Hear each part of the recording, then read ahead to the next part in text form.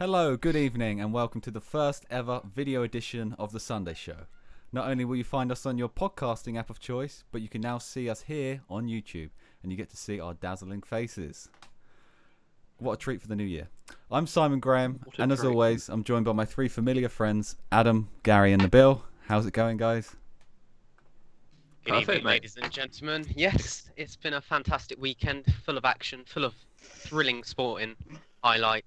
So I can't wait to go over and digest. Say something for the show, Nabeel. Say something for the show, mate. Gary, how? Nabeel was like, it's annoying as ever. Gary, how's Madrid? It looks like beautiful weather over there.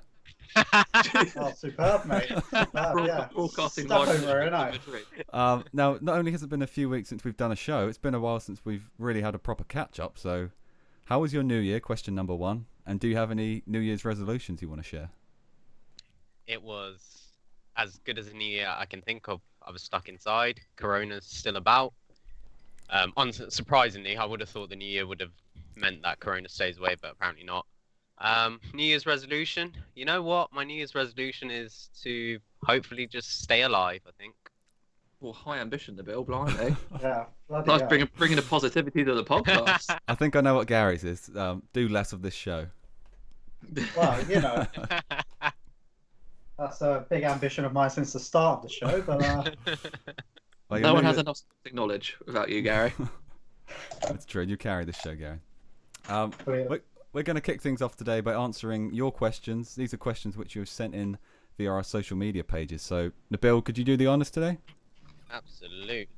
Let me kick things off with a question from one Gaz Gardner who asks, strange season, but at the end of it, who do you guys think will be the top four in the Premier League?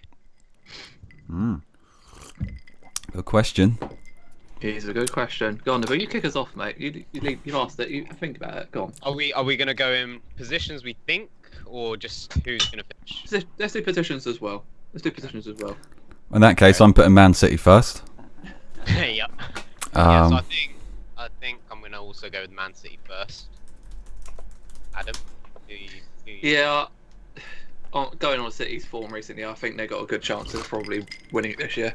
I think they're the only team that really have the potential to get a good winning streak going this season, at least. Ominously. Yeah, I don't think they rely on a crowd as much as a lot of other teams to really give them a boost there because they have so much ability. So I think, Yeah. It looks like they found their form again with the way they're playing. It's ridiculous. I think they've picked back up from where they sort of were when they were at the top. Gary, you in agreement with that, or you Yeah. got a different take? yeah, there's no disagreement here, mate. That's unlike you. It's not like Second, I would go Liverpool, but it's close between them and Man United. Yeah, I'd also go Liverpool, providing we Get our act pick together. things up Yeah. in the coming weeks. Yeah, basically get our act together. But I yeah, centre back. by I think we should loop back to the statement that Bill made earlier last year, saying Liverpool didn't need signings at some point. But We knew it was going to come back and haunt you at some point, Nabeel. Maybe now's the time. I don't remember saying we don't need signings at all. don't forget we've got webcams now, but we can see your reaction. We can tell you're There's stressed no out. hiding. I'm not stressed out, but I definitely don't remember saying we don't need signings. So this is a statement that's been put in my I mouth. feel like our WhatsApp group I probably think we can find the disagrees. WhatsApp chat to prove against that. Yeah, I think we've got the WhatsApp By group. all means, Adam, if you find it, Adam, let me Gary, who know. you got in second place? Controversially, I think United. I don't think they're doing that well, but I reckon United, just by being so shit as they have been, will end up being second. Yeah, I don't. I think United are going to go on a bit of a bad run at some point, so I'd put Liverpool there. Well, the thing is, everyone's been saying they've been on a bad run all season, and they're bloody second.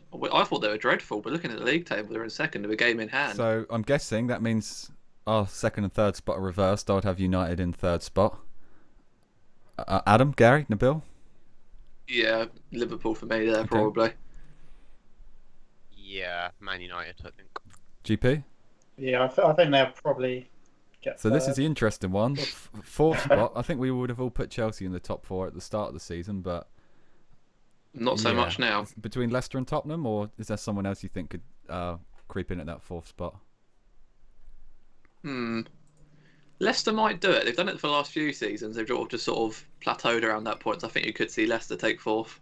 Spurs even, I don't know. They're looking quite good under Mourinho, but they are a few points. They've got one game in hand, so they're not too far off. But I'll hedge my bets on Leicester. Okay, I'm going to go Tottenham.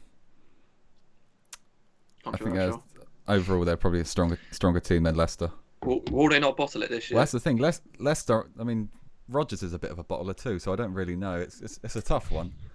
Whoa, shade against your former manager. He won the Scottish Premiership, mate. Give him some would you respect. say? More than I've done. Be on the Scottish Premiership, mate. Big league. You talking about, mate? Disgrace to the podcast. Okay, Gary and Nabeel, who gets your 4th spot? Let's stick with Chelsea. Oh, Out of interest, Yeah. do we not think Southampton or Everton may do it?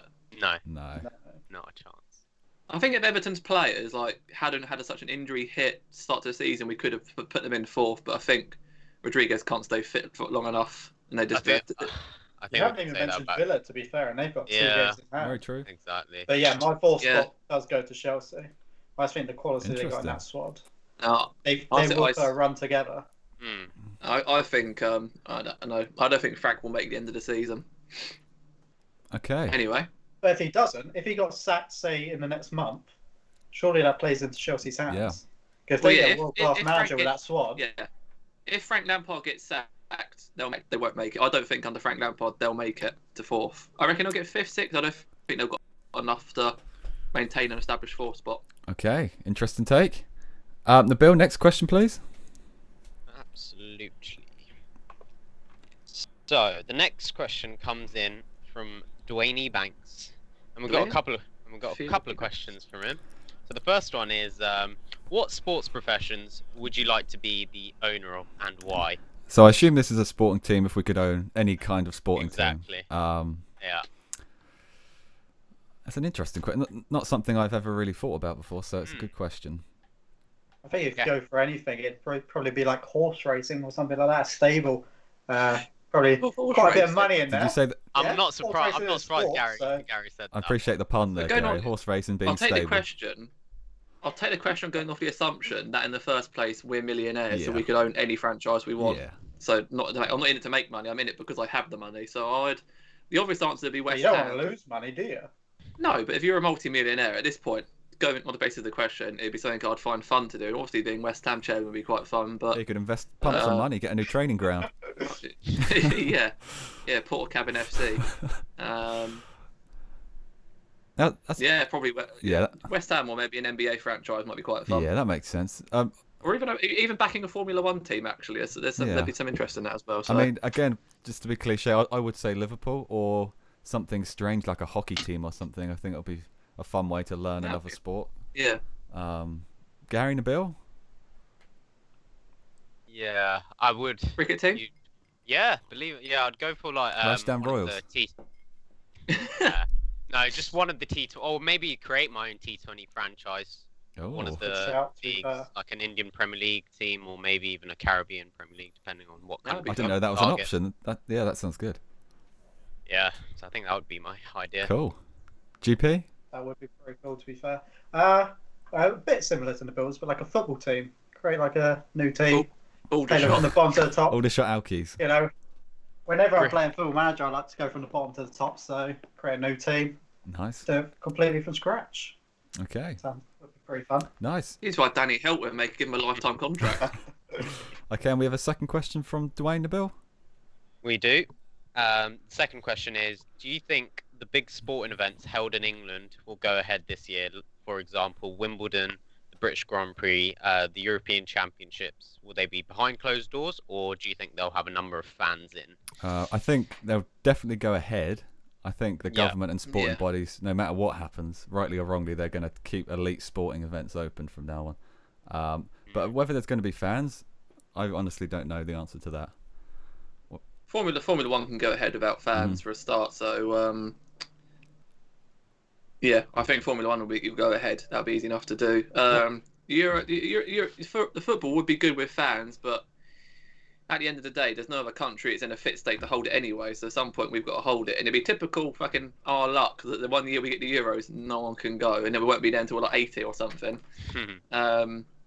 But I think we've seen the end of sport being stopped because of COVID. I think Yeah. football's now on other sports are going ahead regardless, and there's ways around it. I think they'll be suspended if there's too many cases, but I think most professional sport will go ahead in some kind of form. Disappointing, because some of the ones this year are going to be good, but we can't keep delaying it. There's nothing keeping anything else going. Sport's one of the things that are keeping people enjoying life at the moment. So yeah. Yeah, and Dwayne mentioned Wimbledon in there. What have other tennis tournaments done, like the Australian Open and things like that? Well, US Sorry, Open US Open. last year. The US Open was behind closed doors last year. Mm. As the same as the ATP Tour Finals I mean, in London. They were all quite safe, weren't they? There was no fans there, but Yeah, easily- I think we're gonna have to probably get used to everything being behind closed doors, at least for the large proportion of this year as well. yeah. I just don't see how we'll be able to even like get a few fans in unless the situation in the UK improves for a start. But right now it's hard to tell. It's hard to say, yeah. Definitely. Maybe, but yeah, I think they'll go ahead. I can't see Wimbledon or anything like that being cancelled, but the Euros isn't just being held in England, and we've got to remember that. Yeah, It's being held it over is quite a few impressive. countries. Which So that's it's gonna be more about the interesting, travelling and that. So Yeah. I think we could see the Euros actually changed format into like one set location. Maybe more of a Yeah, It'd make more more of an sense, wouldn't it? NBA bubble type of thing. yeah.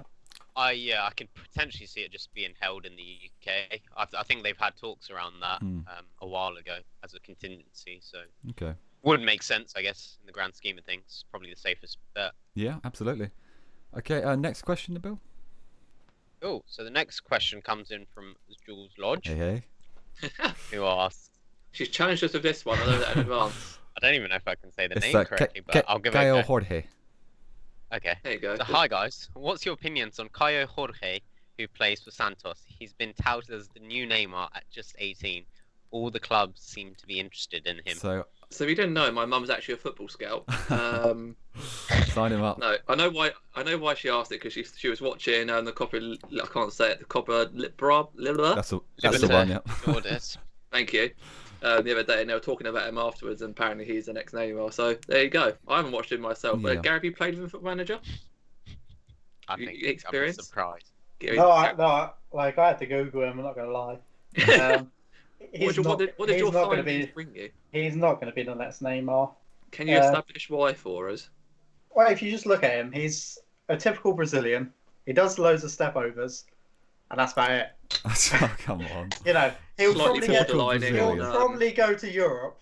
He'll Kev probably brought come this to out. Europe and play for a team like Fiorentina, and score like 5 goals a year for them. I can't wait for Liverpool to sign him, and then everyone's going to go, oh, he's fucking That's amazing. the thing. He's really I've good. seen, the only thing I've seen on him is a few YouTube compilations, and he does have more than a step over in his game. That's unfair, but He also looks Yeah, but if very... you look on YouTube, you're going to find that for every Brazilian player. well, you can find that for any player. You could find Phil Yeah. Jones' defensive Alberto masterclass. Aquilani looked world class. I mean, Gary thought Andre Voronin was world class. and I was right. I'd like to disagree on that one, but But the point is, everyone, when Neymar was young, everyone just saw him as the skills guy. But he did eventually, he did have what it took to prove it on the big stage. So I guess I need to, Interesting. Just to divert off a little bit, is Neymar one of the top 5 players in the world? and in Not terms anymore. of ability, maybe, but not in terms of what he's accomplished. I think he's really. He's Right now, accomplished. he's not.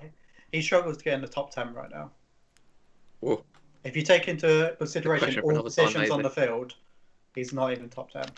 Or he struggles to get in the top 10. Okay, El Ghazi's pushed him out the top 10. El Ghazi's straight in there, mate. what a player. Okay, next question, Nabeel. Cool. So we've got a number of questions next from Aniyat Rashid. So the first question is, and these are all more or less football related. So, do Tottenham have a chance to win anything this year? First question. So I guess Of I'll course they start. do. They do. They're in the Carabao Cup final, so they got a 50% chance of winning that. Potentially less because they're up against Man City. Does he like Spurs, or are we going against it? Is it? No, he's a United fan. Oh, okay. That's probably why he's picked on them then. Do I see Spurs winning a trophy? Potentially, but I don't know. It's hard to tell. I think City will win the Carabao Cup because it's their cup, as it is every year at the moment. Yeah, I can't see them winning the Carabao, and I don't know how else they'd win silverware this year, to be honest.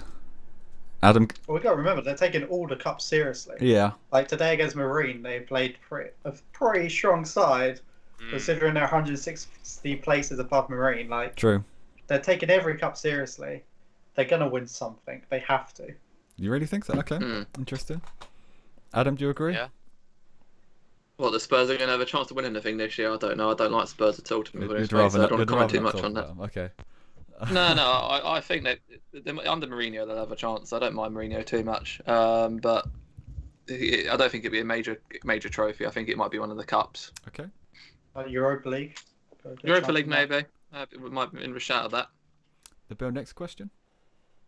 So this, I guess, is a bit more of a general one, but how do you guys think COVID has affected football play in general? I assume this is more referring to the general style standards of football at the moment in a behind closed doors environment. Yeah, I think the standard of defence in general has dropped due to no fans in the ground.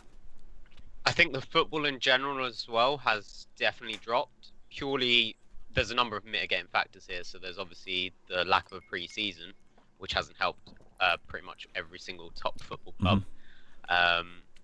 The lack of fans element as well. Yep. It's affected a lot of clubs.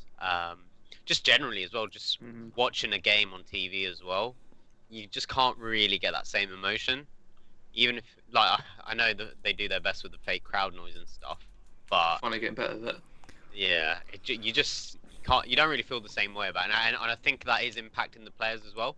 You can see, like, and I think I was reading something the other day around how, because of the increase in cases, they have to stop celebrating in a certain way again.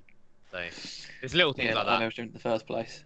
Yeah, so it's little things like that which subconsciously I think is playing on the back of players' mind, and that's translated into the actual football itself. Okay. Next question from Anya. So the next question is, what's happening with Paul Pogba? What's happening, What guys? is What's happening? going on? What is happening with Paul Pogba? I think he's picked up his form recently, hasn't he? Yeah, I think he's been doing pretty well. I still think he's off in the summer. I think You seem to say that every year, though, for Pogba. Everyone says that, Pogba's going to be going in the next transfer window, and he never does. Yeah. I just feel like... Who's going to buy him, and what he's going to be on extortionate wages for a player that's bang average? Yeah, that's the Bit real of a question. Hazard. Who's going to Everyone buy kept him? saying he was going to go. Eventually he did. But And then Yeah, but what's Hazard done since exactly, yeah. Yeah. What's Pogba going to do when he leaves? He's bang average. He's not. He's a good midfield player, but he's bang average. Like I think for all the hype when they signed him, he's been a very disappointing signing. I think I personally was expecting him to dominate games and dominate the league, but I haven't. some seen games he does, but he's just like he'll turn up some weeks. Next week he's just. He's got all the past talent. him. He's got all the talent and ability, but I just don't think mentally he's got the personality to like dominate a game like a De Bruyne would do. And that's the comparison, I guess. Really, is can he do the things that De Bruyne does in terms of controlling a game, dominating a game? Because I don't know about you guys, but I can't remember watching a big Man United game where Paul Pogba's actually dominated it. No. Yeah. Yes. Yeah. Whenever you're watching him, he's playing in a role that he's not really used to. If you watch him at Juventus, he's absolutely world class in the position he played. And now it's almost as if he's expected to defend a lot more. And Pogba's not someone that's going to track back and defend. He needs to be behind the striker, feeding the balls, because we've seen him score quality goals, and he can play great through balls as well. And he's got superb skill. I think the problem is, though, a midfielder in the Premier League can't get away with not defending. Yeah, you can't. You don't. Sometimes you can have games where that player can sort of drift and not do too much. But everyone's got to have a role these days, defending, tracking back, even just closing down. Pogba doesn't always do that. He wants to be quite rightly so in a free role, but he needs to be in a league that's not as intense. Yeah, agreed. Sorry, one more point. No, I was just going to say he's a great player, but he needs to leave United to progress his career. But he's just going to be like Zaha every transfer window. Well, he's going to go to a bigger team. He's going to go somewhere else. He'll never leave. He'll end up staying at United. Yeah. Probably till he's about 29, 30. He might move back to Juventus probably for a couple of years. I can see that happening. But he's heading towards the peak of his career, like the later stages of his 20s. He needs to be out of Juventus now, and if he doesn't move, maybe United don't want to sell him. You can't. The players have a lot of power these days, but if they don't want to sell him, don't want to sell him. But if he wants to progress his career, he needs to come to an agreement with them that he can go. Agreed. And one more question from Anya. So the last question is, what are our thoughts on the whole Arsenal Mesut Ozil situation? He's off to Turkey, isn't he now? It does seem like he's off to Fenerbahce. I think, in terms Piers Morgan has of done enough tweeting about him. yeah, I think he's been treated a bit unfairly. A part of me thinks there's a certain element of the political side when it comes to his situation. Because I don't know how much you guys have read about it, but there was a bit of controversy that he was basically supporting, trying to stand up for the Muslim treatment of Muslims in China, and that, and obviously Arsenal have got a massive. I think they have a sponsorship deal of some sorts in the Chinese market. I can't remember the exact sponsor, but that didn't go down too well, and definitely it didn't go down too well with the Premier League in China as well. So part of me, so go on. Yeah, so part of me just thinks it was that, and the other part is, well, Ozil really hasn't set the world on fire for a while now. Yeah. So. If it really was all of that though, surely we'd have heard something about it somewhere. There's been a few leakings, but come on, like if that was the major story, that'd be all over the bloody place. That what politics is controlling football, that'd be a major story. If that was Arsenal can't come out and say, "Oh, we're not playing this guy because he spoke up against China." Yeah, like true. They can't come out and say that. Yeah, but it would be a news story somehow. I'm not saying Arsenal should leak it, but I'm saying if that was the actual reason, there'd be a lot more heard about it. But is it just that he ain't that good anymore? He just got dropped now, he can't get his contract. No one's going to pay the wages he wants. In terms of his ability, I think it might come down a little bit to the decline of the centre attack and mid role, and how midfielders are expected to defend more, and that's something Ozil never did. Maybe a similar case with Pogba in that position. So. But there's no doubt in his day, like some of the passes he used to make were incredible. Oh yeah, he was an incredible playmaker at Real Madrid. Yeah. And I was really excited to see him in the Premier League. And for the initial first few weeks, it was like a breath of fresh air. Mm-hmm. But then, I guess it sort of just went down. I mean, I think he had a really good season in I think it was 2015-16, where he was getting close to the overall assist record for the Premier League. But Sanchez was also really good that season, and that helped Arsenal. But it hasn't been a great signing for Arsenal, I'd say. Yeah, agree. And the amount of money he's cost is ridiculous. He's probably on about 200 a week. Oh, phenomenal amount. Yeah, well, and the rest. Something ridiculous, but it was a stupid idea to give him that contract in the first. He does more Twitch streaming now than he does actually playing football. He's a great player, but career just ruined by extortionate wages and no one wanting to buy him. Well, that just about wraps up our Q&A for today. Thank you to everyone who sent in the question, and we're now going to move into the next part of the show, which is the sports roundup. This is where we try and cover as many sports as possible. So, guys, pick a sport to start us off with here. Any sport. Shall we do NBA? We can do NBA, certainly. Let's go straight into NBA. Okay, what are your thoughts on the NBA season so far, Adam? Well, considering I'm only a fan for about 1 week, you're putting me on a lot of pressure here. But I am starting to learn about more NBA. I haven't picked the team yet. I know you give me the Nets, and I know they lost the other night, so I just wanted to stay up there and watch them. But I'm starting to understand the rules a bit more, and I'm hoping you guys can teach me some stuff about it as well. Definitely. Well, let's talk about... It's hard to talk about the NBA without talking about the Lakers, of course. And although they're currently sitting second in the Western Conference... Do you guys think there is cause for concern over their defense? Perhaps I'll ask this to you, Gary. Do you think there's slight concern over how close some of these games are coming down? I wouldn't say it's a concern. At the end of the day, they're still winning. Yeah. If they weren't winning, they've won 70%, haven't they? Yes, they're 7-3. Yeah. Season. Yeah, you're not going to complain about that. At the start of the season, if you get told you can win 70% of your game after 10 games, you're taking that. And it's where you're at the end of the season. Okay, so their defensive players aren't that great now. It almost feels like the players they brought in aren't really putting in the work that the players that won the championship a few months ago now did put in. But they're all very hard-working players because they knew they didn't have the ability. They had to put up their game. Whereas the players they've brought in so far, like they don't look like Schroeder's really good. I don't know if I pronounced that right, but he's like good offensively, but defensively they look quite bad. But at the end of the day, it's who scores the most points. Yeah, so exactly. If they can just keep outscoring people, they'll do fine. Yeah, I think Lakers. Defense is only a problem if you're not winning. Very true. And I think Lakers fans are expecting a bit too much because there's 5 new faces in this team. What the one most heavily criticised is Marc Gasol, and I get it. He's not JaVale McGee or Dwight Howard athletically in terms of his defensive ability. To be honest, he almost looks like a brick sometimes out on the field. He's so slow moving around, but he brings something different to Dwight and JaVale, and that's his passing ability.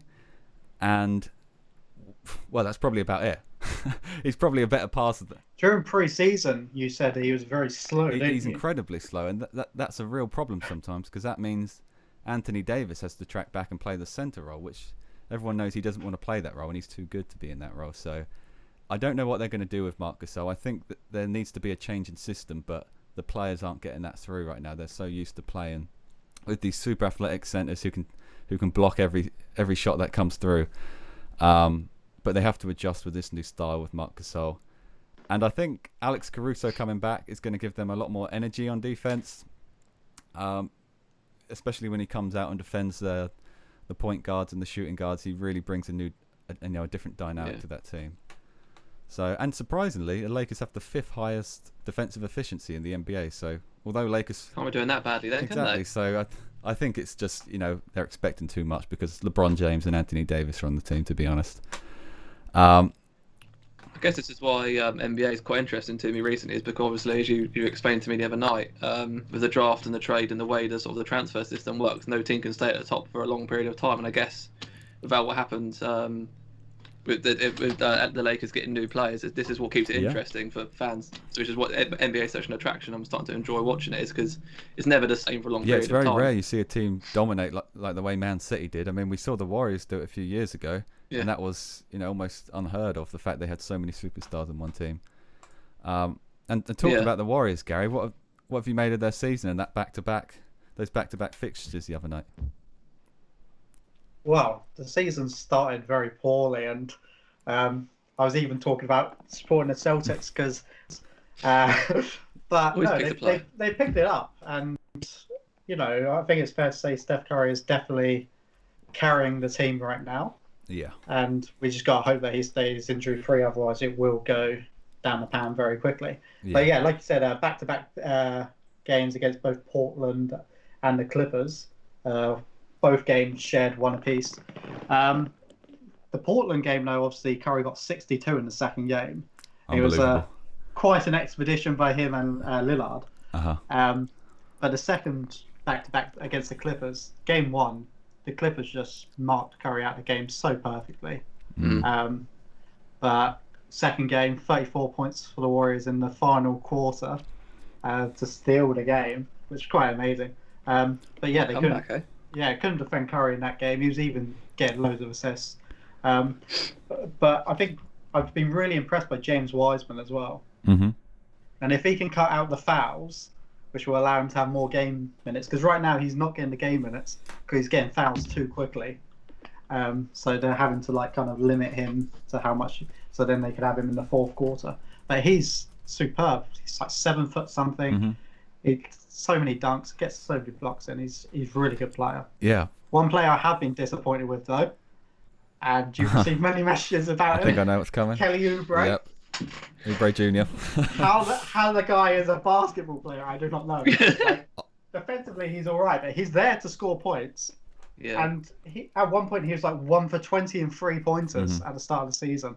And if he doesn't improve that, that's going to really hurt the Warriors later on in the season. I think that would be the biggest. He really needs to up his game. I think that would be the biggest thing that does hurt them. It's strange. It sounds strange to say it, but I think the 3-pointers could be the thing that hurts them the most. And they have Steph Curry on the team, but he can't take all of the threes. He needs someone else to step up when he's being marked out and things like that.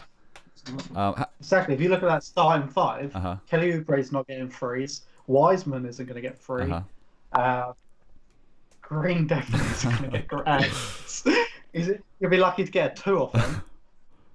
So that Wiggins will get the occasional 3, but that just leaves Steph Curry to get loads of 3s, and he's only going to get 8, 9 maximum a game.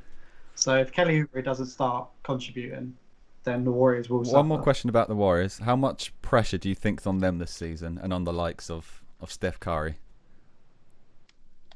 I don't think there is any pressure whatsoever. Because of where their team's quite young, already the pressure's kind of off because it's like, oh, well, they're a young team. But also the fact nobody kind of expected Curry to come back and have like a 62-point game. Or to do as well, because he got Player of the Week last week now. And, you know, nobody expected him to come back. Everyone said, oh, he's finished. He can't do it without the other superstars in the team. And he's got no other superstars in the team, and he's performing because there's no pressure. I don't think there's pressure, but I think there's room for them to prove people wrong, especially with someone like Draymond Green, who's been accused of being carried by other superstars. I think, he's got the chance to really prove people wrong and have a good season. Yeah, but defensively, he has been so solid since he's come in, because obviously he missed the first few games due to an injury. But since he's come in, it's kind of allowed everyone else a bit more freedom to go up the court almost, because he's just covering so well. Like, he's not going to get like 20 points a game. He's going to get 4 or 5 points on average. But he's solid, and he's got a good basketball IQ as well. Yeah, that's really important. Okay, we don't have time to talk about every single basketball team, obviously, but maybe we'll talk a little bit about the Celtics, who are kind of your second team, and they are a really fun team to watch. Do you think they have a shot for, to be favourites for the Eastern Conference? Oh, definitely. Yeah. You would say that, wouldn't they? I think even if you take out the likes of Robert Williams and all that, you have two guys that are on... Yeah, if you take out Robert Williams, obviously they're a much worse team. There's no doubt about that. Unfortunately, he's in quarantine at the moment, so he can't play. Miss. But he's had some good figures this season coming off the bench. But I think But I've seen you've written Tatum and Brown. Yeah. You've left that Smart there as well. Those 3 as well. Those 3, and then you've also said Kemba Walker's back to practice again. Those 4 are a championship winning. Oh, 100%. In my opinion. And you're really starting to see that the Jason Tatum that was being hyped up for so many years. He was, being compared to the likes of Brandon Ingram, Lonzo Ball, and I think he's really surpassed both of them guys and a bunch of other rookies during that time. And I think he could be, if he keeps up, he could be, the next face of the NBA. Someone like him or Zion Williamson, definitely. I could definitely see Celtics kind of dominating for the next few years, because they got to the semi-finals last year, didn't they? Before narrowly losing to the Heat 4-2. But they just got superb players, and every time I watch them, they just look really good. We'll talk about this last point you put in here. It's a big take. You've accused Toronto Raptors of being the biggest flop so far. Do you care to expand on that? It's always controversial when Gary says something, and it's got to be the biggest flop. I don't think it is controversial though. They were quarter-finalists and only just lost to the Celtics in the quarterfinals 4-3, and now they're playing at 25% win percentage. Like, that is not good enough. They only have 2 wins all 2 wins so far out of 8 games. They won their first game after game 2, and then didn't win for 5 games. And they only beat the Sacramento Kings, who, to be honest, most people are going to beat. Yeah, exactly. There's no doubt about it. So they've beaten a very average team, very convincingly, to be fair, and their players were putting up some good stats. But at 25% after 8 games, that's terrible. I think it's fair to say, for most people's expectations, they overperformed for last season after losing Kawhi Leonard. I mean, they've got some good players now, and you do expect them to do better, so I do see your point in that. But I do expect them to pick up. Yeah, well, I'm only basing them on last season, to be fair, and how they should be performing this season. Definitely. But, I just think you can't go from quarterfinalists to 25%. Yeah, agreed. Okay, we're going to come away from the NBA now. Should we go to Formula One now? Yeah, why not? I've got a few points of Formula One. Let's do it. Shall I begin? Yes, please. So, Formula One season starts in March. I didn't realise how long the off-season was in Formula One. I'm kind of missing it now a little bit. A few bits of news, though, just in the off-season. Nothing too exciting to talk about. The Aston Martin live reveal is going to be in February. I'm quite looking forward to watching Aston Martin actually next season. They're Formula Racing Point. They're going to have Vettel racing for them, which will be good. I don't really like their second driver, Lance Stroll, but it'll be interesting to see how Vettel gets on now. He's away from Ferrari and the problems he had there. But Aston Martin, I might make them one of my teams. I don't know yet. But I am looking forward to see how Vettel performs for them. Disappointingly, the Australia season opener might actually be delayed because of the coronavirus. Typically, it's not because of the fans or any reason at all. It's more just a fact getting into the country. Australia are so strict of letting anyone in, they may not be able to get in the country. I think there's quite low risk inside the sort of the pit lane getting COVID. But obviously, everyone coming in from abroad, travelling there with all of their gear on lorries across multiple continents, they're probably thinking a bit of how what do we do if we let people in that have got it. So it's not confirmed the main reason yet, it could be delayed is because of the 14-day quarantine period. Yeah. They'd have to be there for 2. It's not a bad place to be stuck for 14 days, though, is it? To be fair, Australia. But I can understand why. Because obviously they've got to go there for 14 days. That's a long time to send anyone there. They probably use as much time as possible to tune their cars and do some off-season testing. I don't think they want to lose any time being stuck in a hotel. No one be able to do any work at all. So it'd be disappointing because Australia's got a good race really to the season opener. Hopefully by then they could get a vaccine. They might be allowed in. We don't quite know what the rules are yet, so it'll be interesting. Hamilton has still not signed a contract with Mercedes. What do you reckon, Garrett? He's going to sign at some point, surely. There's no way he's not going to be retiring without having. Yeah, he's on so much money though. I mean, geez, but there's no way he's not going to race without having a proper send-off season. He's not just going to go out and done with Formula One now, is he? He's going to race for another season. There's no way. There's no doubt about it. If he wasn't going to race, it would already be announced. Yeah, he wouldn't leave it this late because he knows Mercedes need to get another driver in. Otherwise. My hope would be that this is his sort of send-off season, and then I'm a George Russell fan. George Russell would step up the next season, but would Hamilton want to retire without any fans being there to be able to send him off? Would he, because he deserves it. I'm not saying he likes a fan base as well, but I wouldn't want to see Hamilton retire without having a proper send-off season with fans. I personally would like to see George Russell driving alongside Hamilton for a season. I did just think of that. I think maybe we'll see Hamilton Bottas till the end of the 2021 season, and then we could see Hamilton Russell line up because that would be phenomenal in going into the new sort of car setup of 2022 because it's all changed. This is the last season on this current current setup. It's all changing in 2022. Sorry, quick question. Does that mean you don't think Bottas has a future at Mercedes, or is that something that's common knowledge now? It's not common knowledge at all. It's just an opinion. Okay. He may well stay at Mercedes, but he needs to start doing better than he's currently doing. He can win the occasional race, but there's so many races where he'll end up in 9th or lower because he just cocks up or something. He just doesn't. You need if you're a Mercedes team, you want to have 1-2 every race. Even if it was Hamilton winning every race and Russell coming second, that's what you'd want. But there's too many times Bottas loses out to Verstappen. In arguably a lesser car, but so this is why I think this might be Bottas's last season at Mercedes. There's a good chance he may end up somewhere else, but there's a few drivers on the grid this season I didn't expect to be here at all. And there's a few drivers that aren't on the grid that I would have hoped be on the grid. So I think what we'll see a big shake up after this season because I reckon a lot of the people that haven't got a seat will do a lot of testing for the 2022 setup behind the scenes, so they're ready because it's going to be a big change. So it'd be interesting. My last point is during when we haven't done a podcast for a while, Nikita Mazepin, well documented on the news. He's a bit of a dick, womanizer, call him what you want. Not nice stuff. We all thought maybe because unfortunately he's got quite a big financial backing. He might lose his seat at Haas, but he didn't. He's still got his seat and Haas are backing him fully, and there's no more comment on it, and that's the case closed. So he's lucky to still have a seat really in Formula One. It's disappointing really because Formula One's meant that it's got a big sort of diversity and support pledge to show how good they are, including people and being the front runners, all this stuff, and then they don't have much control over it really. Formula One themselves, apart they could ban him, but I was hoping he should have really been dropped from the Haas team, but he has such financial money backing behind him, they couldn't really afford to lose him. So he still keeps his seat. We'll see how he gets on throughout the season. I reckon there will be a few fights. There will be a few scuffles with him because he's a dick. Yeah, I think it's fair to say if he didn't have the financial backing, he definitely wouldn't be there this season. Oh yeah, if he was any old bozo, he wouldn't have kept his seat. But he's got such a big sort of cash put behind him. He's bringing to the Haas team, and Haas need that money badly.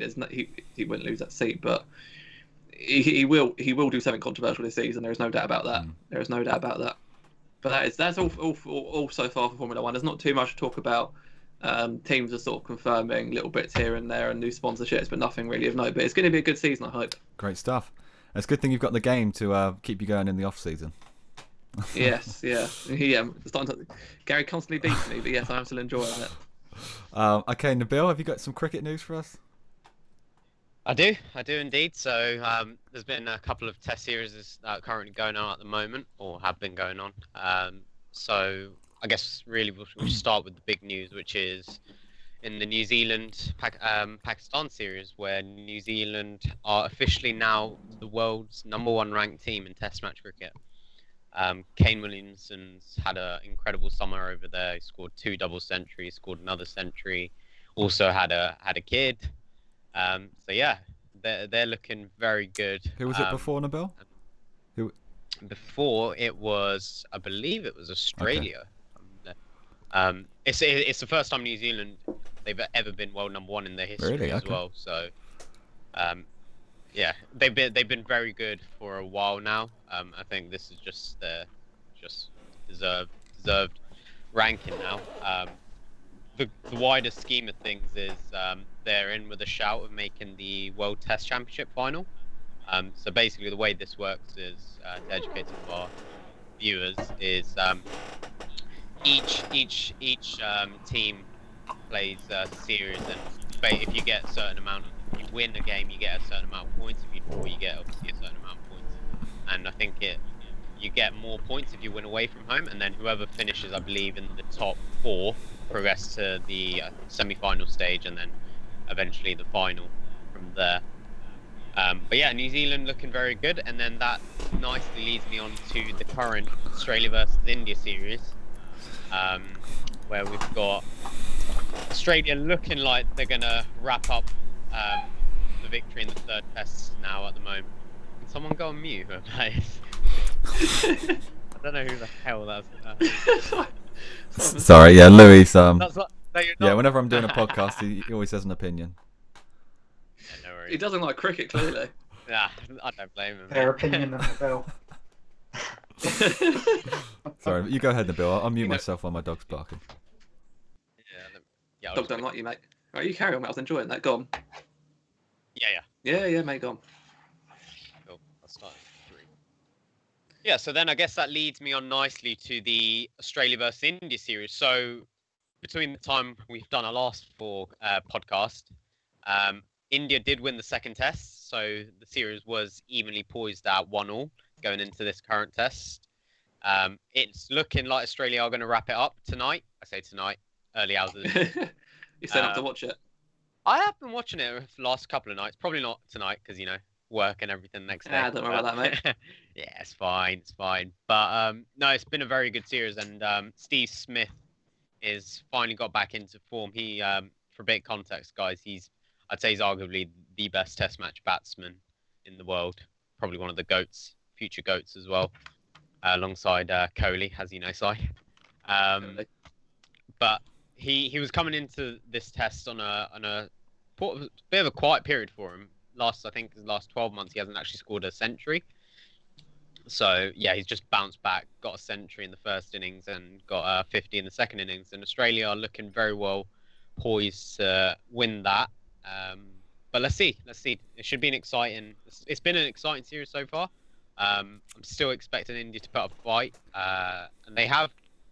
My prediction was after that 1st test that Australia are going to whitewash them. So they've done very well considering the circumstances and missing Kohli, who's obviously away from the team at the moment. And then this coming Thursday, guys, we've got the English Test match. Test match is kicking off. So England are currently in Sri Lanka. So on Thursday, that will be kicking off, and I'm looking forward to that. It's been a while since I've watched England play Test match cricket. It should be a challenge, that's for sure. Against Sri Lanka, it always is in Asia. It'll be interesting to see how they rotate the side as well. The big debate at the moment is, do they play Anderson and Broad, or do they rotate between the two? But Should be interesting, but I'm looking forward to that for sure. That just about wraps up all the cricket news my side. Great stuff. Thank you very much, Nabeel. We're going to take a very short break here on the show, but when we come back, we're going to be talking all things NFL. So do stick around.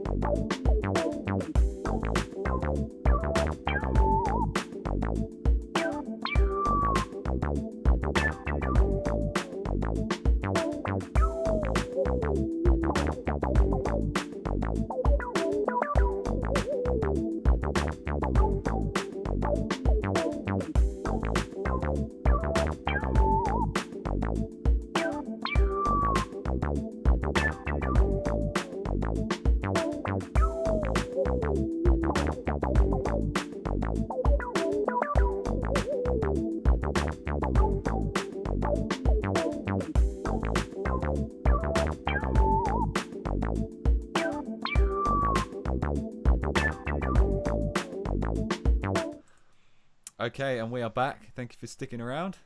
We're now going to take a look at the NFL playoffs. So there is now a graphic on the screen for those watching on YouTube. Those listening, don't worry, I'll talk you through it. As we can see here, the teams that have gone through so far are the Buffalo Bills, the LA Rams, and the Tampa Bay Buccaneers. Now, the only one of these games that I was able to stay up and watch was the Rams against the Seahawks, and it was an interesting game because we all know the Rams are known for their defense. They have the best defense in the league, and that's no secret. And Wolford started at quarterback, who's the second rotational quarterback for the Rams, and he suffered quite a severe neck injury early on in the game. So Jared Goff had to come in, who has a broken thumb, which you kind of need to be a quarterback and throw a football, of course. But he came back. He did as good a job as he could have done. He was a little bit shaky, but he had a broken thumb. So, I mean, we all know what Jared Goff. He's a bit shaky without a broken thumb. So, but they were able to get through the game, and it was all thanks to the defense. Every play the Seahawks made, they swarmed them like flies on a kebab. There was no space for the Here's a great analogy here so far. no space for the Seahawks offense to move at all. They absolutely swarmed, and the defensive lineman did such a great job. And it's really that defense that's been the story, the second half of the story of the second half of the season for the Rams. Sorry, and that's what's really carried him to the playoffs in the first place. And I think they could be a bit of an underdog here. I think we could potentially see them in the Super Bowl if they can keep defending like this. The offense may need to step up a little bit in order to win a Super Bowl, but I think they might be able to get to the Super Bowl for sure. I watched the first half of the Bucks against the Washington football team, as it's now called, and I would have stayed up to watch the whole game, but it was about 2 a.m. and I thought, I can see where this is going. Tom Brady he had too much class for the Washington defense, and at 43 years old, he's still throwing the football deep. He's still throwing it very deep, and their running game is really improved with the likes of Antonio Brown stepping up. I think he's got 5 touchdowns or so in the last 4 games. I might be slightly off there, but either way, he's brought a new dynamic to their offense where they don't have to rely on that deep ball so much. The other game was the Bills against the Colts. The Bills were the favourites for this game. That was no secret. But the Colts didn't make it easy for them, as they never make. They never make a game of football easy. It came down to 3 points in the end. Sucker. And the Buffalo Bills came through. Thanks to Josh Allen, once again, who's had an incredible season. And will we be doing a Super Bowl watch along this year? I've heard you touted so it. That's the plan. So I'll be updating this graphic every week until the Super Bowl. And when it comes around, there is a chance you can watch 4 guys who know nothing about the NFL watch the Super Bowl. If that's something you're into... Mate, the Bills are pro. What are you talking about? There might be someone out there who's into that. So if there is, then we will do it. Well, why don't we open the floor to our viewers? Why don't we invite them along? Yeah, okay. Yeah, we'll open... Only if they're going to watch it with us, mate. They're not going to make us watch it. Not even going to turn up. We'll open it... Hey, remember our channel partner, Mandrews95, is... Yeah, maybe we'll get Mandrews on. Exactly. That's a good... But maybe we'll get Mandrews. We'll do a joint stream. Like the sound of that. COD. See, we're making things happen COD. there. Watch a bit of the Super Bowl. So we'll put something out, see if that's something people are actually interested in. It's not a sport we talk about much because it's so foreign to us, but we're trying our best, and we will try and do a Super Bowl watch along party. It will be entertaining. Watch 4 idiots just watch it in general. So yeah, exactly. And the only other game to talk about at the moment, the Titans are playing the Ravens, and it looks like it's coming down to the wire. 17-13 to the Ravens. Lamar Jackson could be going through to the divisional round, playing against the Kansas City Chiefs, which would be a really fun game to watch for sure. 2 of the best quarterbacks of our time facing off against each other. Quarterback. So that just about sums up the NFL for today. Again, we'll be updating this every week. You're selling it to me. I'm going to have to start watching my it. monotone voice is really selling it to people. Right, now let's move on to... Let's go over to football now. I know that's what most of the people are here for. They're here for the football. I'm not. I don't watch any football. Don't watch anymore, mate. What's going on? Premier League. Well, it was. Gary's unmuted himself. He's about to come alive. As you can imagine, it's FA Cup weekend, so there hasn't been that much action on the Premier League front. Oh, come on. No action. Crawley beat Leeds, mate. Come on. Did you hear what I said? Yeah, not the Premier League, mate. I can't. I thought you said Premier League action. Do you not consider Leeds your Premier League's team? No, I said, considering there's no Premier League this week and it was all FA Cup, there wasn't that much action going on that front. But we do have some midweek fixtures to look forward to. I think Spurs are going to be travelling to Aston Villa. Don't think, mate. Get the facts. It's a professional podcast. Burnley hosting Man United as well.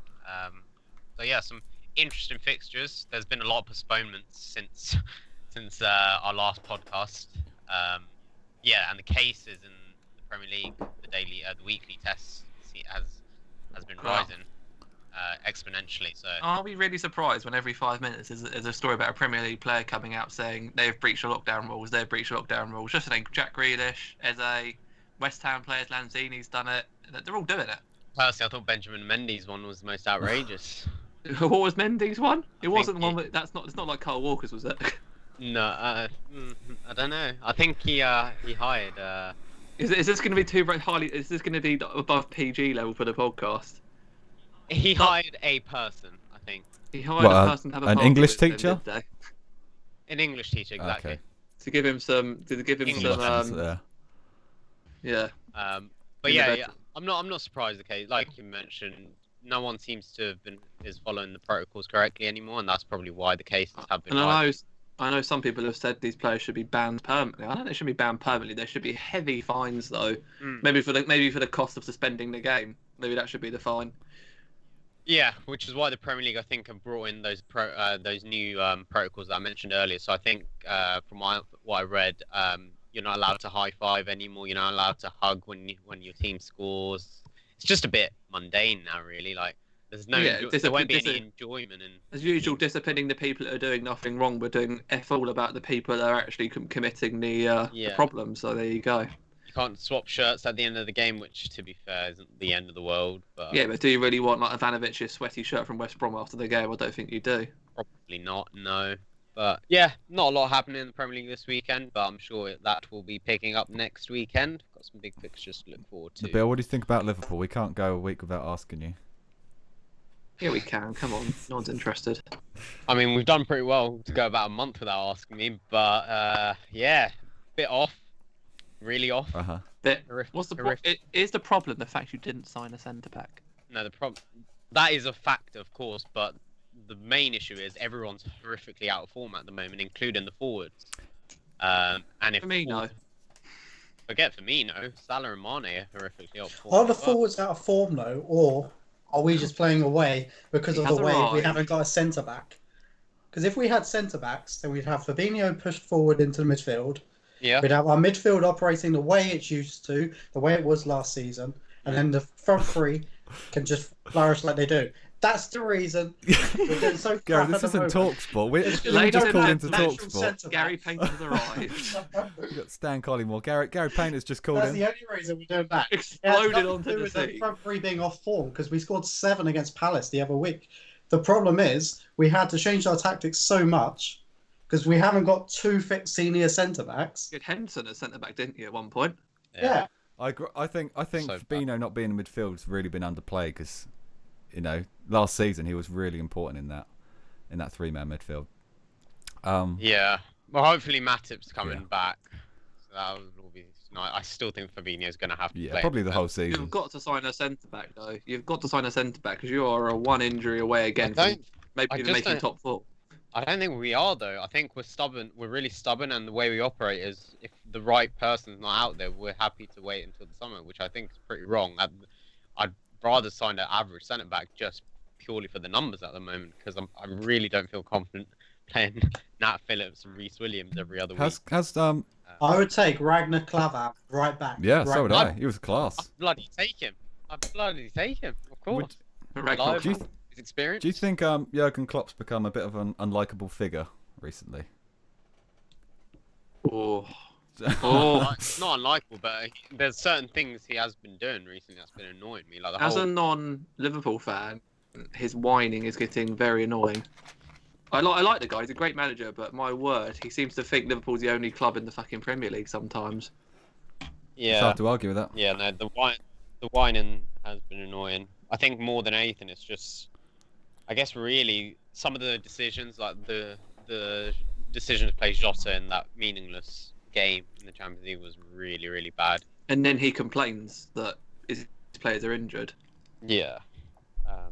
Great manager. I don't want to spend too long on it, but I agree with what you're saying. He's still a great manager, but he just needs to he's turning a little bit into like Mourinho, just getting a bit like I'm the biggest fucking league. Everyone should give a shit Yeah. what I think, and no one else should. But then Fergie was like that as well. Yeah, they've all got it, but I They mean, all have it. I think they all have Fergie, it. that's part of Fergie's trait, but he never became to the point where, he would do. Yeah, okay, he did probably. I can see what you mean now. In that point, the Yeah. greatest managers do it, but it's just like No, doesn't I need. agree. I agree. It is getting a bit annoying, but let's see how we go. Yeah. But yeah, that's the Premier League. Okay. To be fair, it's not even just the biggest managers though. Like, you got the likes of Sean Dyche doing it as well. Mm. The only Not the reason same, you're just not hearing it as much because it's Burnley. If Burnley were a top 4 club, Sorry you'd for be the hearing Burnley Sean fans out Dyche there. complain every single week. Some You'd be hearing managers that do it. annoying Allardyce. grizzly voice every single week go, oh yeah, well I ain't got this, I ain't got that. Like, it's just because he's at a small club, no one gives a crap. Okay, let's talk about the FA Cup. Can someone talk us through a couple of these shock defeats that we saw? The magic of the Are cup. Leeds really all that? So I'm getting sick of. My dad made a good point earlier on. He was listening to the talk sport and they were bigging up Leeds. They were like, it was getting ridiculous. He said, and they lost to Crawley today, and they was playing their full strength lineup. I mean, and they're not doing it regardless of the FA Cup. They're still not doing that well in the Premier League. Are Leeds really all that? They can attack, great. They couldn't attack today, could they? Is Bielsa all that? Is Bielsa all that? You see all these managers saying, "Oh, he's the greatest manager," blah blah. I respect him so much. What has he done? I just think He hasn't beaten Crawley. I don't. Can't be Crawley, mate. Let's get our facts right. Crawley with Mark Wright in Yeah. as well. He is living the dream. As I saw a tweet earlier on. He played for Crawley today, knocked out Leeds. He's living the dream. Yeah. Okay. And West Brom suffering a shock defeat as well. Yeah, Big Sam. You know. Shock, horror. Of course, he turned up for the one game where, you would have thought he would get smashed, but we move. Allardyce has never liked the cups, though. He's never liked the cups, so it doesn't surprise me at all they got knocked out. He doesn't care about the cups at all. To be honest, I can see him getting sacked very soon because the run of form they've had since that Liverpool game is atrocious. He'll get the season. They won't sack him. They'll just go down. That'll be it. It's just they ain't got the money. Are they going to bring in Allardyce? Are they going to bring in to keep them up? No one. That squad's terrible. They've got Robert Snodgrass now. He's not going to make a difference, is he? I mean, geez, Yeah, and I guess really, yeah. I mean, he'll take it. He'll get his big paycheck at the end of the year. So. Oh no, yeah, but it's been a few good games in the FA Cup though. I mean, the one I enjoyed watching with Gary tonight was Marine versus Tottenham. Tottenham won. They didn't have to celebrate that first goal like they did. I mean, geez, the guy did the Mbappe celebration. Geez, like so funny. Which Mbappe celebration? mental. Oh, the arms crossed. Yeah, it's just Nice. mental. But it was good to see the way sort of everyone got behind Mourinho, got quite a bit of money raised for them, and the money that they lost because obviously they can't get fans there. Yeah. Not a shock, but it's nice to see people get behind them. West Ham still to play tomorrow in the FA Cup. Of course, we're playing Stockport. So hopefully we'll be able to do them. We're going to put a full strength lineup out, so if we lose, it's our own fault. Under 23s couldn't train or anything because they had a COVID outbreak, so it's going to have to be our first team squad, which has barely got any players left as it is anyway.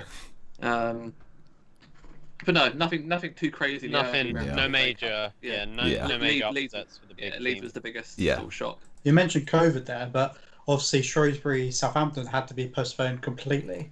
Yeah. Do we reckon, due to like the fixture congestion this season, that if We you ever can't make- field a game, you have to forfeit? We're going to have to because it's going to be. It'll get to the point of the year where if we keep delaying games, they'll be playing in the Euros because there'll be too much delay, and we can't delay this year because of the Euros. So yeah, I think it's unfortunate, but it should be forfeit or nothing now, and it should be forfeit in theory because if they've got COVID, they're not isolating correctly. So there you go. Last time we spoke, Barcelona was sitting outside the top 4, and somehow they've crept their way in after a 3-game winning streak, and now, do we think they're perhaps back in the running for the league? No, they're not. They're not winning the league. Okay. They will. They will get top 4.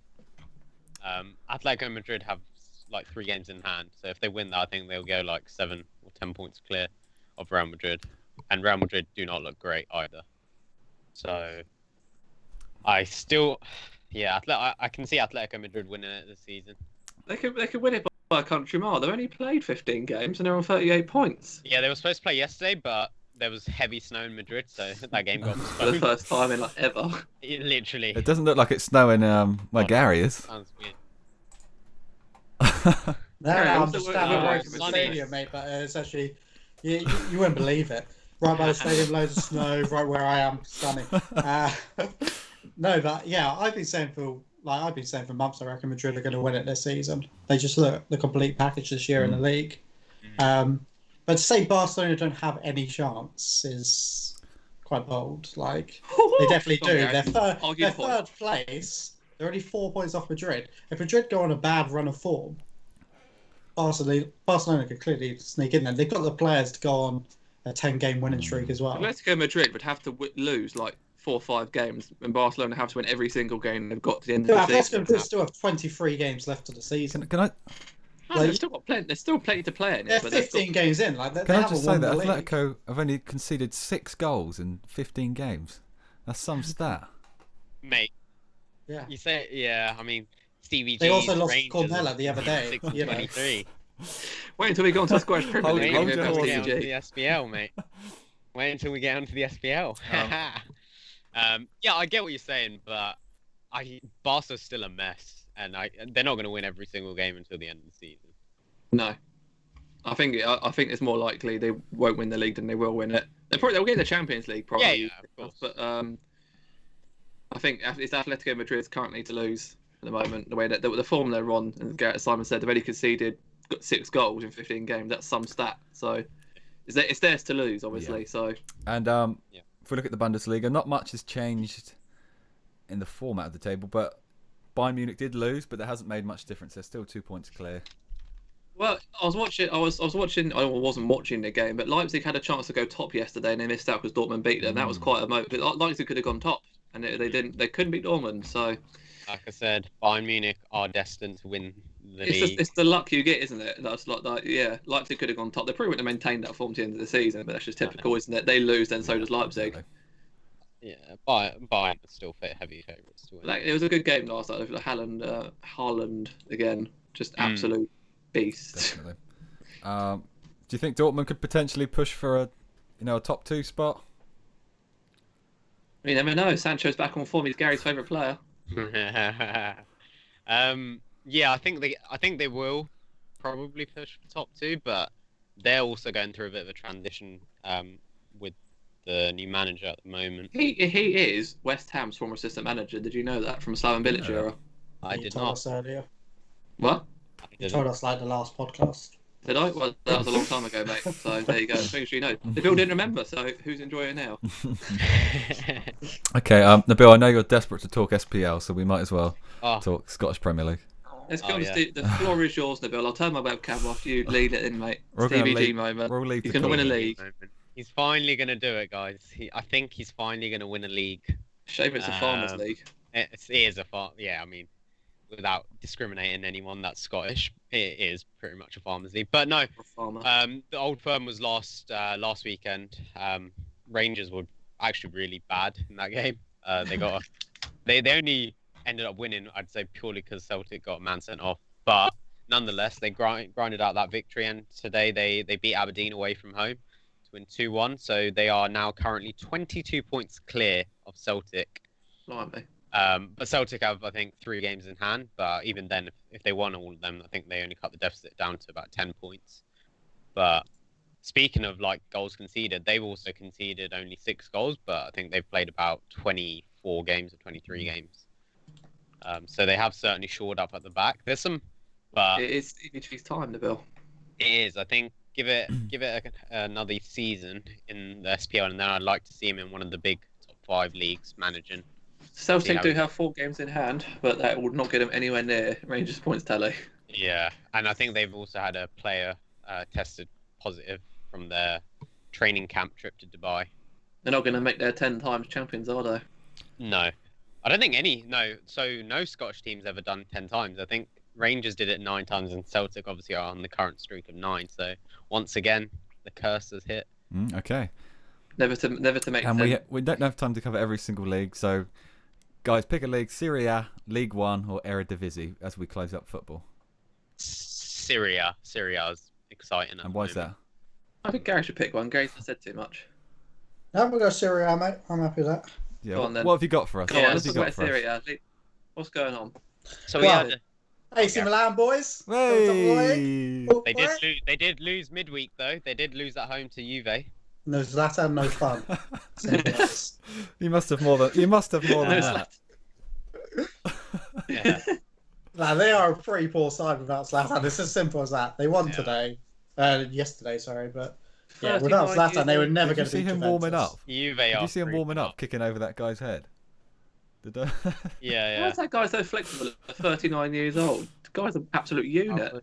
I do. Juve are creeping up though, and that victory in midweek's really going to help them. Yeah, that was a big 6 point of that game. Yeah. Inter Milan haven't helped themselves either though, because every time they've had an opportunity to sort of pounce, yeah, I mean they dropped points today as well, to Roma away. So Roma it's a weird in one. third spot. Interesting to see Milan return to form. Yeah. It's a bit like the Premier League really. Everyone seems to be dropping points Yeah. everywhere. Okay, well that wraps us off for football. So what else have we got? We'll quickly cover NHL. None of us watch hockey, but yeah, Hockey.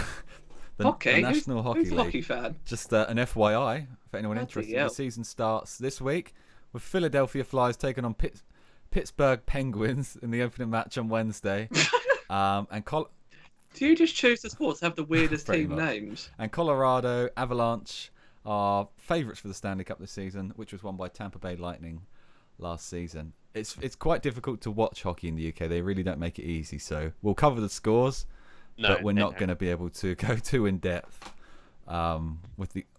Come on, the Penguins. Come on, the Penguins! We're all We need to get Penguins some fans now, Penguins are we? t-shirts for the next for next week.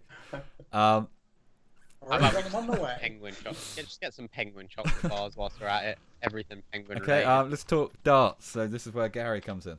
Oh, the big darts. darts. What a MVG. Go on, Gary. MVG's Go gone. on, Gary. Well, the Bill seems pretty excited about this, actually. I watched the ahead. final. I watched the final Did last ya? weekend, mate. I did. It I was wasn't a there, Bill. You watching darts, mate? Flipping it. cracking final. Nothing else was on TV. That was the main reason. But big up Gerwin Price. You know, finally his animated behaviour has resulted in the big world title. I thought Gary Anderson going into that would maybe sneak it, but fair play to the bloke. World #1 now as well, isn't he? Yeah. He's actually the first Welsh number one, like, ever in the Yeah. history of darts. And he's the first person to come from the PDC qualifying school to win the World Championships. He did it 6 years after switching from rugby. So, Yeah. you know. But yeah, I'm personally not a Price fan. I think he's a bit disgusting. Yeah, I'm not either. I don't like some of his behaviour. Yeah, you know, I can't stand him. I think he's a bit of a prick, to be Gary, honest. is he the guy that beat MVG? And, you know, Oh, okay. no, he's not. No. The guy that beat MVG got thrashed in Oh. the next round, so, you know, that's always good to see. He beat MVG 5-0, was absolutely amazing. Dave Chisnall, this is. And then he lost in the Okay. very next round. So, yeah, that was great for us with our bet. But, oh well. But yeah, Price isn't liked by many people. I was actually watching a video on YouTube the other day when I couldn't sleep. And it was like almost fights in darts when they're up on the orchid. Yeah, I know what video you're on about. It keeps coming up Yeah, on my. There's suggestions. 2 parts, and no swear of a lie, over half the videos in both videos were Gerwin Price with somebody else. You know, because he's someone that gets right in your face. Sometimes even going crossing the border and touching you, like Yeah. pushing, giving you a little shove or whatever. And you know, darts is a gentleman's game. You just stay out of each other's way, throw your darts. Whoever wins, whoever gets the 501 first wins. But he's almost wants to bring a fight. It's almost as if he's brought the rugby with him. And it's just Is he trying to not get how in it should be people's played. heads? I really didn't want it. Is he trying to get in people's heads like it's a fight? That's exactly Okay. what he does. That's exactly what he does.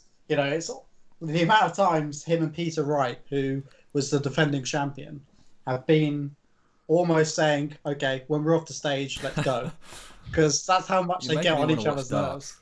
It's if you watch Price versus Wright, then you're going to be watching a very good game. They absolutely hate each other. I think you'll make a good darts player, Gary. It's superb. And on next week's episode, we've got Gerwin Price on here. Featuring on the show. Really guest appearance, Gary. You ruined it for us, mate. I really wish Peter Manley was still around, because Peter Manley was someone that always tried playing mind games with his opponent, and he had like arguments with everybody at the hockey. So if Peter Manley, who was quite a big fella and his belly was normally showing, was up against Gerwin Price, that would honestly that'd be the most watched thing on TV ever. Like it would be such a good thing to Definitely. watch. Okay, let's move to the tennis.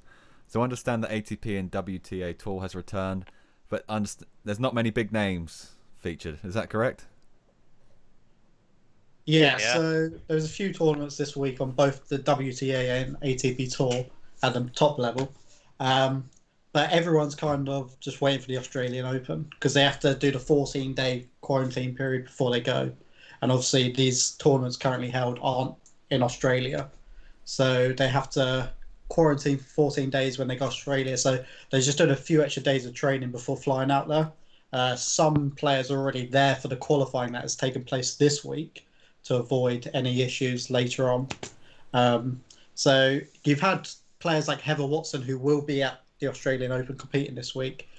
She was as terrible as usual. She beat another British woman that no one's ever heard of. And then she lost in the next round, so that was great. But the Australian Open's taking place a bit later than usual this year because of the 14-day quarantine period. And there was meant to be 6 British players. 3 in the women, Conta, Watson, and Bolter. Bolter's quite like someone you should definitely look out for. She's got all the attributes you need to be a top tennis player. She's just constantly injured though. And then in the men's, it was Murray, Norris, Evans, and Carl Edmund unfortunately pulled out due to knee problems. Carl Edmund's a former semi-finalist there as well, and he's one of my favourite players. So unfortunately, he can't play. But yeah, we're not really going to see any decent tennis until the Australian Open now. Okay. Really. And that just about does it for our sports roundup today. We're now going to go into our sporting highlight of the week. So, Gary, while the floor is yours, perhaps you want to kick us off with your highlight. Yeah, so I mentioned it earlier in the show, and it's my man He's Steph your man. Curry. During a career, he's my man. He's Okay. my man. You know, I become a Golden State Warriors fan, and he hits If he's 62 your man, points in a game. maybe you should have guarded him better, 8 Gary. Clearly a sign. Well, you know, you can't guard Stephen Uh-huh. Curry. No one can. You know, but yeah, he 62 points, 8 threes, and 18 free Wow. throws. So you know they kind of have his figures quite a bit.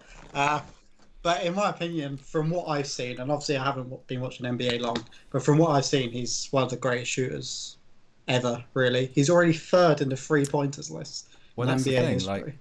Like, And there's no doubt he's going to be number 1 by I the think time Golden he State retires. Warriors have 2 of the probably 5 best shooters of all time in Steph Curry and Klay Thompson. And obviously when he's Well, yeah, unfortunately. yeah, but I mean when he's fit again, I mean you'll get to enjoy both of them at the same time. Well, yeah, if he plays like he did before injury, but 2 years out of the game, you know, I'm sure he's still doing a lot of arm work and taking throws because it's his leg that's screwed. But if he comes back the way he was before, then there's no doubt it is 2 of the best. But in my opinion, from what I've seen, because I haven't really seen Klay Thompson, Steph Curry is the best. There's no doubt he should be number 1 in the 3-pointers made by the time he retires. And also, just in that game, it was great to see him against Damian Lillard, who a lot of people at the start of the season were going, Lillard's a hell of a lot better than Curry. Curry can't do it without superstars. And Curry, outscored him by 30 points. I think he's a much better scorer than Lillard. I don't think you can compare their shooting. I think Lillard may be a better ball handler, but obviously they're both world class. I'm also loving Curry at the moment, leading his team. Because a lot of people said, he doesn't have the leadership traits as well.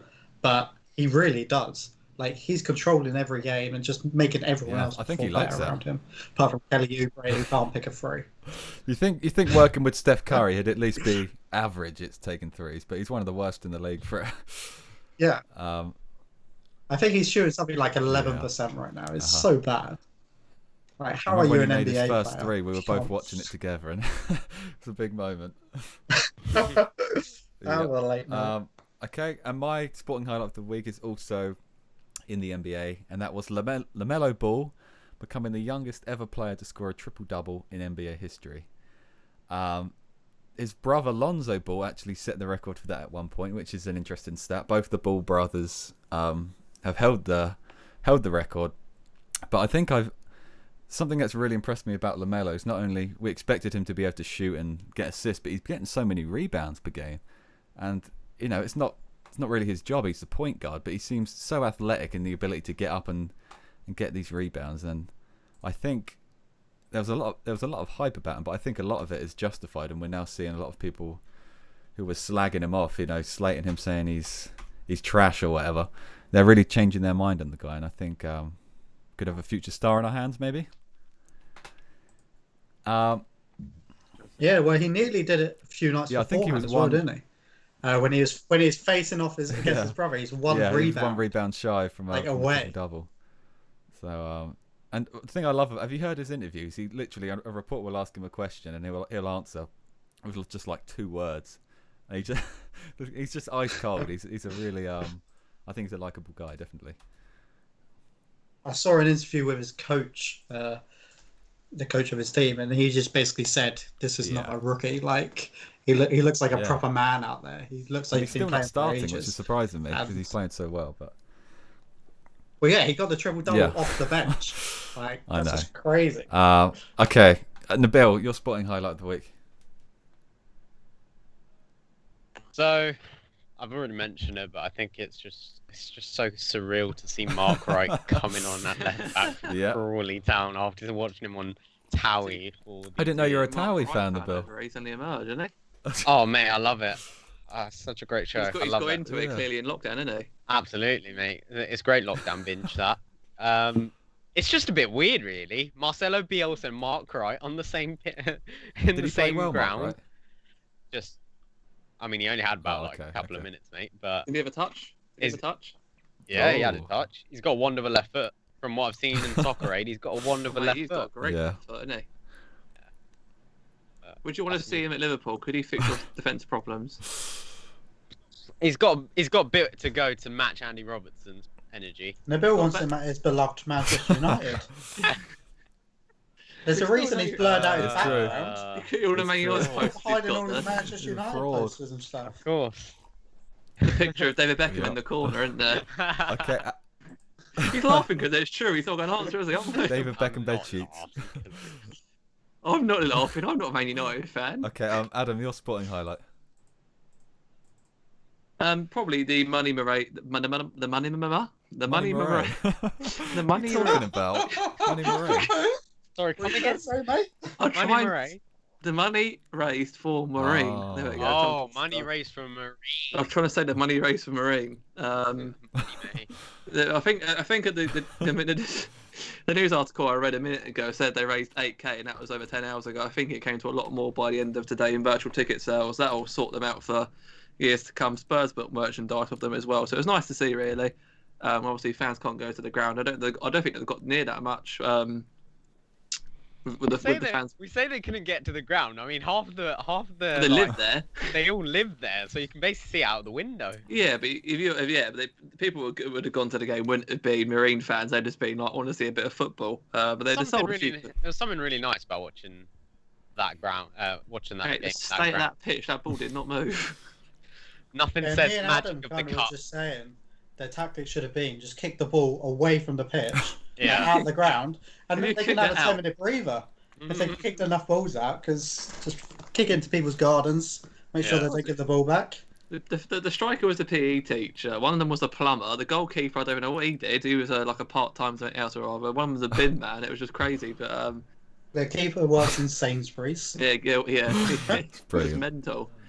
That's what I was saying quite funny earlier on. Spurs did not need to celebrate that first goal. And they did the Mbappe. At least they didn't do the crying celebration. Mate, you imagine did that just after the goal. Honestly, that guy got a hat-trick for about 12 yards. He did a jerked-out hat-trick. He nearly missed his first one as well. It was just a like. Anyway, it was just a nice story. I thought it's just nice. That's a great highlight. And that does it for our sporting highlights this week. We're now going to move on to everyone's favourite part of the show, Quiz Smalling. Gary, the floor is yours. All three of us are taking part. Yeah. So, as obviously we haven't been here for a while, no one remembers who won the last one. We're going to have a three-way quiz. So, I've got 2 questions for each of you with a maximum of 4 points available. So, we're going to start with Nabeel, because we know he's the king of quizzes. And Nabeel, I want you to name as many of the bottom 3 in the French league, Liga 1, as you can. Montpellier, Lens. He doesn't have many. How many? He only has 3 attempts. Surely he can't keep. I just take his first 3 answers. And the other one I'm going to go with is, I think, Marseille. No. You've got Marseille. Well, Montpellier, Lens, and Marseille, you got 0 points because they're all in the top 10. The bottom 3 are actually Nims, Laurent, That's and a hard Dijon, question. So unlucky. Here's a pretty. You think that's Oh hard? no! Okay, Simon, here we go. Oh. I would like you to name as many teams in the bottom 3 of the Italian Serie Oh, A. he's some kind of as you can. sicko, Gary. You must get one of them, I reckon. Honestly. Any French, any Italian dishes, mate. It seems. Okay, I'm going to say usually. Torino. This is really difficult. Sassuolo. I'm gonna get like the Croatian league or something. And wow. Okay. This is so difficult. Gonna need to rush you, Simon. Google out. Bologna. Is that how you say it? Well, Bolognese. Sassuolo and Bologna are not in the bottom 3, but Torino are 18th. Yeah. So you have a point. Thank you. It's got one. Fair play to you. Adam, Yeah. name as many teams in the bottom 3 of the Australian A-League. I'm joking.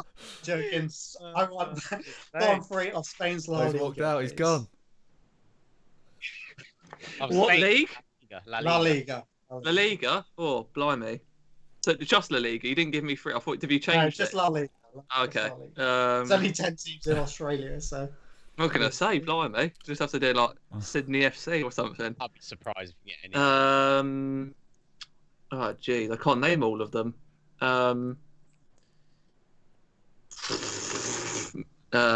Elche. I know they're one team. I'm trying to think of some really bad like La Liga teams.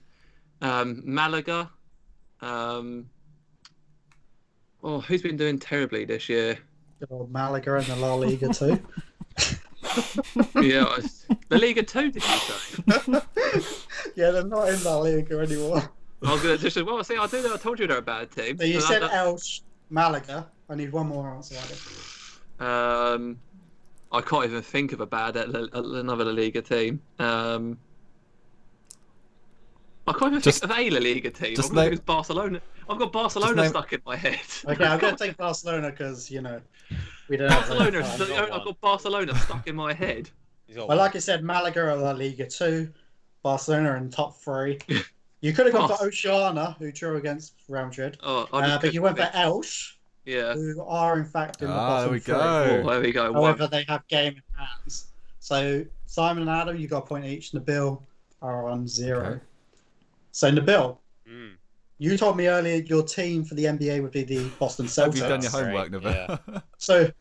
Oh yeah, totally, mate. So who currently leads the Celtics in points per game after their first 10 games of the season? Who currently leads the? Their points per game, on like the average points per game. Yeah. I don't know. Williams. Robert Williams. Unfortunately, he doesn't play that often, so no, it's not. It was Simon. Do you want to take I'm going to say Jaylen Brown. He was 0.6 off. It was okay. Jason Tatum. It was definitely one of them. 26.9. Brown's 26.4. So Nabil, you've definitely lost today. Oh well. He can't do quizzes in video. We found his kryptonite. The curse is kryptonite. So, Simon, obviously your team's the Lakers. So I kind of knew you'd get the points per game. So I've gone for, after 10 games played during the regular season, who currently leads the Lakers on blocks per game, but with at least 5 appearances? Surely Marc Gasol is the only real centre in the team.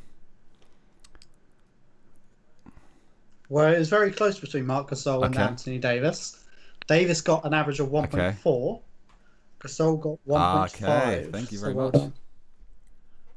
The reason I had to say after 5 games is because of the young Greek Giannis. guy. Sorry, not Giannis. Yeah, he was on like 4. Yeah. He was on about 4, but he's only played Giannis' one game. brother. So. Yeah. So Adam, we obviously gave you the Brooklyn Nets. Yeah. So after the next 10th game of the regular season, who leads in points per game? Kevin Durant. Simon, what would you go for I that? probably would have gone for Kyrie. Well, Kyrie's 27.1. Durant is 28.2. Very nice. So well done, Adam. So we do go Only to... player I know for the Nets. Nice. That's because I was playing NBA 2K21 earlier on, and he scored against me against the net. I was like, he's decent, that one. He's decent. He's all right. Yeah. Through a tiebreaker, then I guess. Yeah, we are in the tiebreaker. I just need Let to me find out guess the it's answer. gonna be Back up another NBA. question. No, I do have the question. I just forgot to get the answer. So, Nice. Solid start. so 1, 2, 3, 4, 5. Everybody come around. Come on, let's chat. Is that a thing gone on my background Right, now? so- Sorry, God, okay. It's gone. It's gone. Here is the tiebreak question. Okay. Bowen Price won his first World Oh. Championship last Sunday, Bloody hell. but how many PDC tournaments has he won in his career? Closest wins. So answer them both, please. I'm gonna say. I'm gonna say 1. Is that one? Sorry, is No, that one? This is PDC tournaments, so all tournaments. all I tournaments. was going to say, is it all tournaments or just this one particular tournament? I'm gonna say 7. 17. The answer is 19. Ah, that So many. Adam, That you're many. this week's champion. Congrats. Thank you. Yeah, you very got to much. remember they play most weeks, Si. They play a tournament pretty much every week. Oh, okay, fair enough. Congrats, Hold on. Adam. Hold Well on. deserved. Now we're on video. I forgot we can. We're gonna get a victory background here. We've got to get a victory background in. I should have had this saved up. It's been a blast. I've won the first week. I'm in the history books now for the future of the You are. podcast. You've gone because down. I've won You've gone down in history. the first week. And the Bill can't Google answers anymore, so I think he's been exposed. Now we can watch Nabeel. Yeah. He can't get away with it. It's fine. I'm Um, coming back. To the title. Hey, there we Yeah. go. Little trophy. You can have this background when It's you almost won the as- quiz. nicely It's almost as gold as his hair. Oh, compliment, Nabeel. Very Okay. nice. Yeah. Okay. Bill, are we going to ever see you win again? Now that you course. can't Google answers. Oh, yeah. I forgot I was googling answers all the time. Well, I do remember you winning one because I put the answer in the group chat. Yeah, but I didn't look at that until after. Yeah. The listeners the listeners and the viewers are watching now, Nabeel, so you can't get away with this shit again, okay? Fine by me. Right. That just about brings us to the end of the show, guys. What have you made of our first video session? I've enjoyed seeing Nabeel's face the whole time. I've enjoyed seeing Gary's face in Madrid. I can't even see Gary's face in Madrid, mate. And I'm not obviously, going to lie, I'm a bit stiff standing here for the last hour 46. Just standing, Without moving. standing by that against pole. that lamppost. I'm surprised it hasn't got dark yet, to be Yeah, honest. it's quite safe this time of night. Hey, it's snowing. He's a ventriloquist as well. He doesn't have to move his mouth when he speaks, Gary. So, man of many talents. Yeah. So that does bring us to the end of the show. I'd like to thank you all for watching or listening or however you're following us today. Please do check us out on all social media platforms, Twitter, Facebook, Instagram.